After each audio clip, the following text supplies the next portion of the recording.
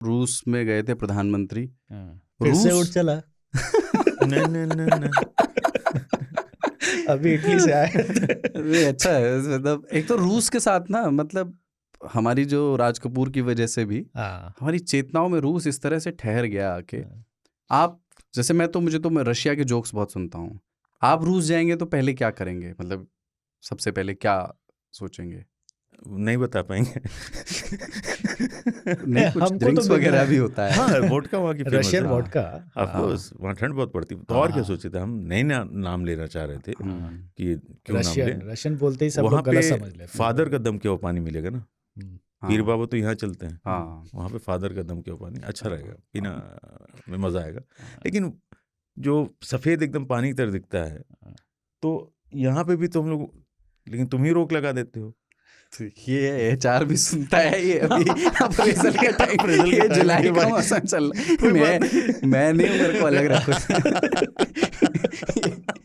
लेकिन उसमें यही एक एडवांटेज पॉइंट उसका यही है कि 25 साल का हो गया, करियर में शुरू हुआ। हाँ, पता कि हम हमारे चक्कर में कुलदीप दब गए, हमारा तो टाइम हो गया। हमारा क्या है, झोला उठा के चले जाएंगे बोतल भर के, बोतल भर के। वोडका में यही एडवांटेज रहता है कि पता नहीं चलता है ना। यार मेरे खानदान में शादी होती है, तो जब मेरी भी शादी हुई थी तो मैं हर शादी में हम लोग क्या करते हैं, पार्टी करते हैं। पीर बाबा के दम के पानी चलता है। तो मैंने अपनी शादी में खुद भी पीर बाबा के दम के पानी पी करके शादी की थी। और अभी भी होम टाउन में जाता हूँ तो जो पानी की बोतल आती है उसमें आधा आधा कर देता हूँ, वोडका वाला, रूस का पानी जो फादर का, तो पता ही नहीं चलता।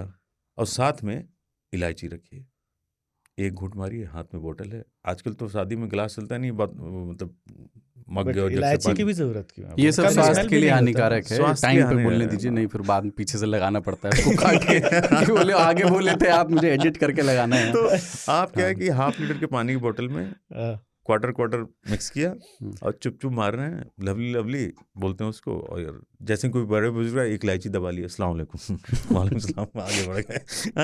फिर अपना एक लगाए, फिर कोई आगे, इलायची कम से कम 30-40 खानी पड़ती है, सुबह तक मुंह में इलायची मारता है। रूस रशियन रेडियो है, वहाँ पे रेडियो के एक श्रोता ने एक बार फ़ोन किया, और रशियन का जो सोशलिस्ट कम्युनिस्ट व्यवस्था है बड़ी चर्चित रही वहाँ। बड़े बड़े ऐसे व्यक्ति हुए इतिहास के जो विवादित भी रहे, कई लोगों ने उनको आइडियल भी माना। तो उनने फ़ोन करके पूछा कि जो हमारी सोशलिस्ट अर्थव्यवस्था है उसकी सबसे स्थायी विशेषता क्या है।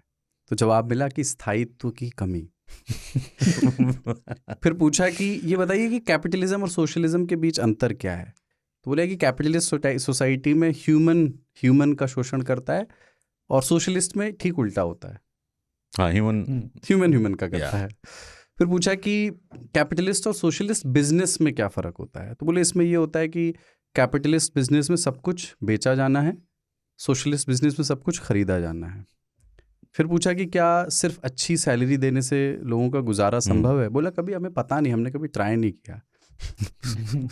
सोशलिस्ट व्यवस्था है। फिर पूछा कि अगले इलेक्शन में रिजल्ट क्या आ रहा है। बोले कि बहुत श्योर नहीं है, क्योंकि पुतिन के ऑफिस से रिजल्ट की कॉपी दस्तावेज चुरा लिए गए हैं।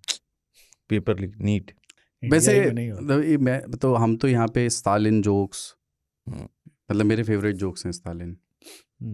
मतलब वो हमने एक बार वोदका भी बात की थी कि सिर्फ 2% के लिए इतना बखेड़ा खड़ा करने की जरूरत क्या थी। ऐसे कोई कंट्री वाले जोक्स होते हैं, जैसे मुझे ये वाले भी बहुत पसंद हैं कि एक आयरिश व्यक्ति, एक ब्रिटिश व्यक्ति और एक अमेरिकन, बाद में कुछ क्रिएटिव लोगों ने एक इंडियन भी जोड़ दिया, ये 4 लोग बार में गए।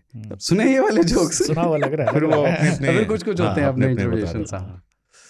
तो वही, जैसे एक आदमी ने कहा कि मतलब ये अभी की बात है कि साहब मैं जो है, मुझे कोई कम्युनिस्ट पार्टी का रशिया में जो है वो था, तो बोले कि मैं जो है, मुझे माइक दे दीजिए, मैं स्टालिन का धन्यवाद करना चाहता हूँ।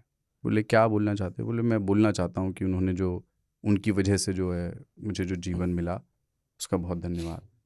बोले क्या बात करते हो आप, इतनी उम्र तो है नहीं आपकी, आपके पैदा होने से पहले स्टालिन मर गए थे। बोले मैं इसी चीज़ के लिए धन्यवाद करूँ। कि अच्छा वो नहीं है।